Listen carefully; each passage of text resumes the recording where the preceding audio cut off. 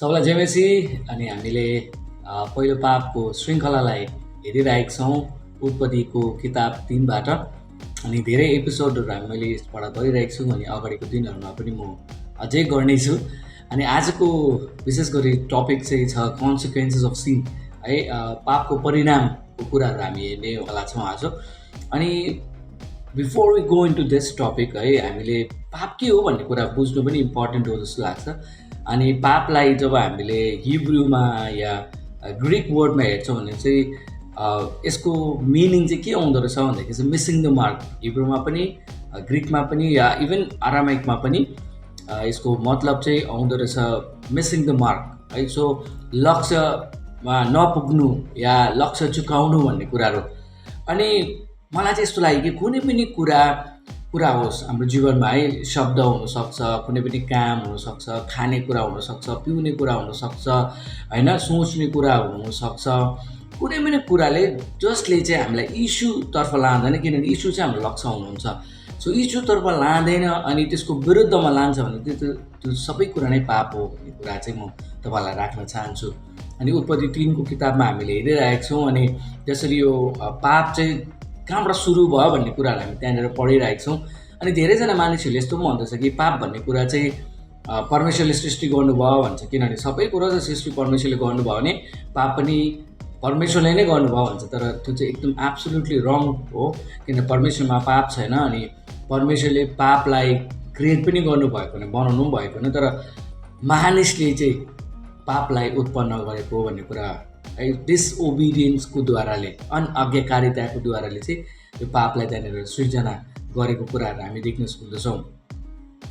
अनि आज चाहिँ हामी हेर्नेछौँ पापको परिणाम है, कन्सिक्वेन्सेस। अनि हामी वर्ष 7लाई उत्पत्ति 3को 7लाई हामी लिएर आज हेर्नेछौँ। त्यसको बादमा अरू भिडियोजहरूमा पनि म तपाईँहरूलाई यो परिणाम के हो पापको भन्ने कुराहरू ल्याउनेछु। तर आज चाहिँ हामी स्पेसिफिकली उत्पत्ति 3को 7लाई नै हेर्नेछौँ। जब यहाँनिर लेखिएको छ यसरी, त्यसपछि उनीहरूको आँखाहरू खुल्यो भनेर लेख्छ र तिनीहरूले आफूहरूलाई नाङ्गो भएको महसुस गरे, त्यसैले तिनीहरूले नेभाराका पातहरू सिलाएर आफूहरूको लागि वस्त्र तयार गरे भनेर लेख्छ। जब उनीहरूले फल खायो त्यसको बादमा उनीहरूको आँखा खुल्यो भनेर लेख्छ अनि उनीहरूले नाङ्गो उनीहरूलाई भेटाएको छ अनि त्यहाँनिर नेभाराको पातलाई सिलाएर उनीहरूले आफ्नो वस्त्र बनाएर त्यो नङ्गतालाई त्यसलाई ढाक्ने कुरा गरेको छ।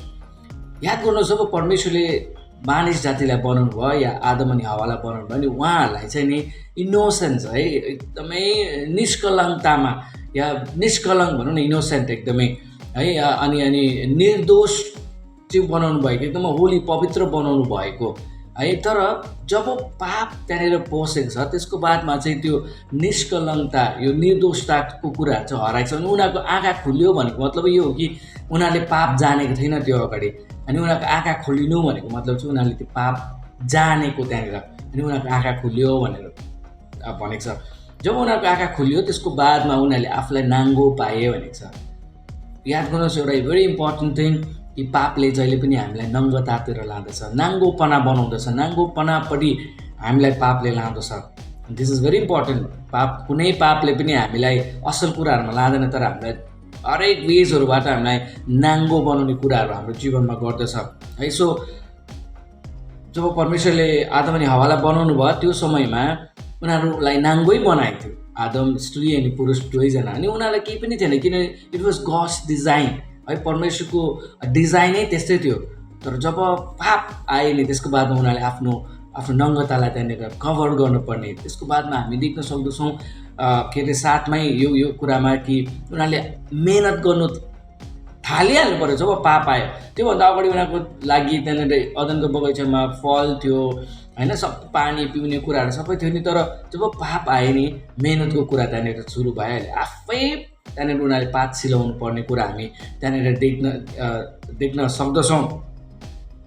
यहाँनिर एउटा अझै असल कुरा या हामीले बुझ्नुपर्ने कुरा चाहिँ यहाँनिर यो वर्ष 7मा के देख्दछौँ भन्दाखेरि चाहिँ परमेश्वरको डिजाइन है या परमेश्वरको प्रोभिजन, व्यवस्था या प्रावधान र मानिसको सेल्फ डिपेन्डेन्सी, मानिस आफै नै भरोसा गर्ने कुरामा हामी देख्न सक्दछौँ। जब हामी आफैमाथि भरोसा गर्दछौँ पाप क्षमाको लागि, पापलाई के अरे धुनको निम्ति हामी आफैमाथि जब भर पर्छौँ नि हामीले केही पनि गर्न सक्दैनौँ, किनभने पाप भन्ने कुरा चाहिँ खालि परमेश्वर यीशु ख्रिस्टले मात्र यो कुरालाई शुद्धतामा हामीलाई लान सक्ने कुरा हुँदछ।